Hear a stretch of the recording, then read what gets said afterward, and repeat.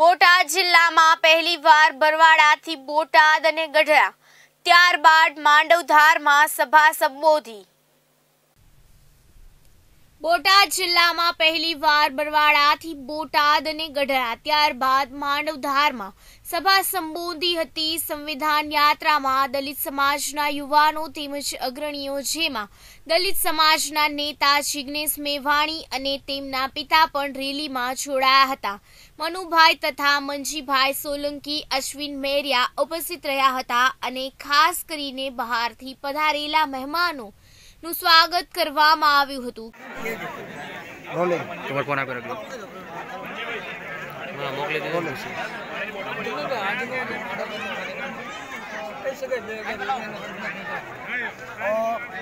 આવું અર્થઘટન તમે કરતા હોય તો હું તમને સંપૂર્ણ છૂટ આપું છું।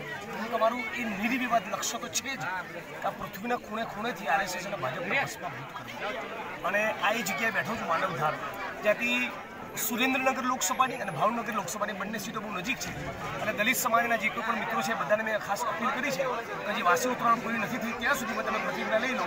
2019માં સાહેબનો લઘુત્વ પતાવો, ગઢડા ભાગીને નીચે જમીન દોસ્ત મારું સ્પષ્ટપણે એવું માનવું છે, બિન દલિત, બિન આદિવાસી, બિન ઓબીસી સમુદાયના કોઈ પણ ગરીબ માણસ કોઈ પણ વસ્તુ મળે એનો મારો ગરીબ માણસો માટે વિરોધ ના હોઈ શકે। અનામતનું મૂળ હાર્દ સમજવાની જરૂર છે, એની ફિલોસોફી સમજવાની જરૂર છે। ડૉક્ટર બાબા સાહેબ આંબેડકર અને બંધારણના ઘડવૈયાએ સમાજના એ વર્ગોને અનામત આપી જે લોકો સામાજિક શૈક્ષણિક રીતે પછાત છે। મુખ્ય ધારામાં જાતિ વ્યવસ્થાના કારણે, અસ્પૃશ્યતાના કારણે જે લોકો વંચિત રહી ગયા, જે લોકો સામાજિક શૈક્ષણિક રીતે પછાત રહી ગયા, એમનું પ્રતિનિધિત્વ ઊભું થાય, એમના માટે સ્પેસ બને, એટલા માટે અનામત આપી છે। અનામત એ ગરીબી નાબૂદીનો કાર્યક્રમ નથી।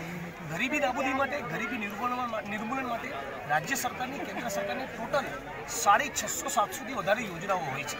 એટલે આ બંનેની ફિલોસોફી અલગ અલગ છે અને આ નરેન્દ્રભાઈ જાણે છે આ સુપ્રીમ કોર્ટમાં ટકવાનું નથી, ટકી શકે એમ નથી।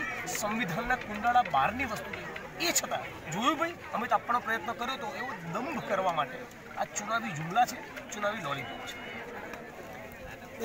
KTV ન્યૂઝ ગુજરાતી સાથે દિલીપ ચાવડા, ગઢડા।